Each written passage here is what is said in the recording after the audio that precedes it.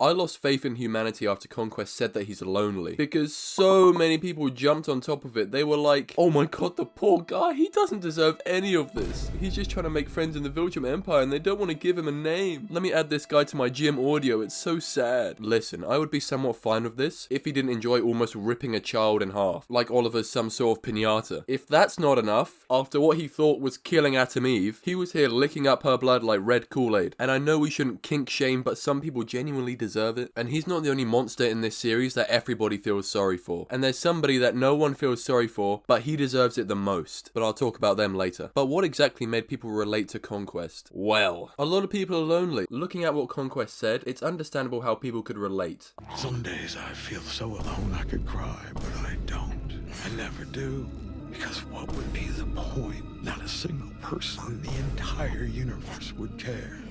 I see this relatability because a lot of people don't think it's cool to cry nowadays, and they feel like it's a burden to tell people how bad they're doing. Especially because it's not expected to come from this character who's just been dog-walking Mark the entire episode, which is why it hits so much harder, because you don't expect it at all, especially in a boss fight. Before I talk to you about the other person who's getting the same treatment that Conquest got, especially that he was a monster, we need to show you why Conquest doesn't deserve any sympathy at all, especially from the human race. Starting off strong, we have multiple injuries, give about 7 years for mass assault. Attempted murder on Mark is going to be 1 to life, so that's like 25 years. Yeah, just add another 100 to that.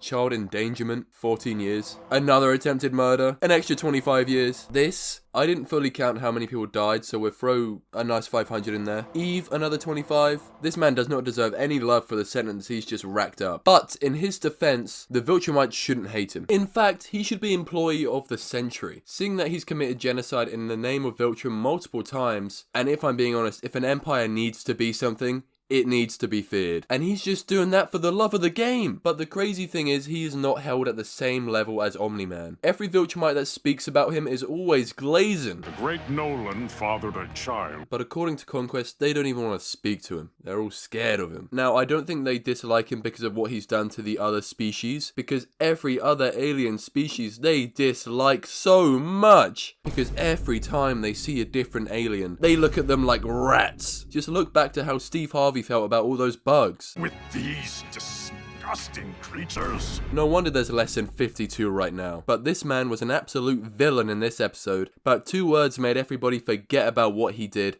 and forgive him. Which is crazy because, do you remember the atrocities committed in the Invincible War? All the lives lost? Rex? Of course you do. But a lot of people do not care when it involves full mask Mark. The reason why is actually quite reasonable, surprisingly. The reason they forgave him was more about the reason why he worked for Angstrom. He was doing all this just to see his mother again. And this resonates with a lot of people because most of them would do anything to get their loved ones back, or even just to make them feel better. Unlike Conquest, this guy's entire lines were about how much he misses his mother, and how much he wants her back. Not about how much he's going to enjoy ripping a child in half though. But the shocking part is, even though he was with all of these monsters committing atrocities, what if I told you he was completely innocent? We didn't even see him kill anybody. He didn't even get any screen time of tomfoolery. Yes, we saw him next to the burning city. But where's the evidence of him being a menace? We never saw him kill anyone. But what about the camera that was following each and every one of the Invincibles around? Surely Angstrom would be keeping tabs on him. You got me.